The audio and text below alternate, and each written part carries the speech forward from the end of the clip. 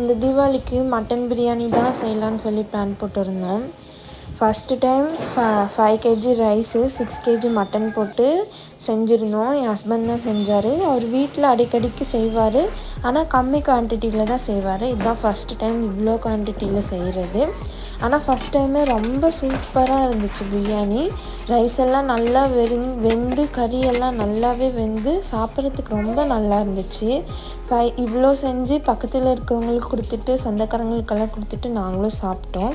ரொம்பவே நல்லா இருந்துச்சு. இது ஃபுல் வீடியோ வேணும்னா சொல்லுங்கள், எடுத்து வச்சுருக்கோம், அப்லோட் பண்ணுறோம்.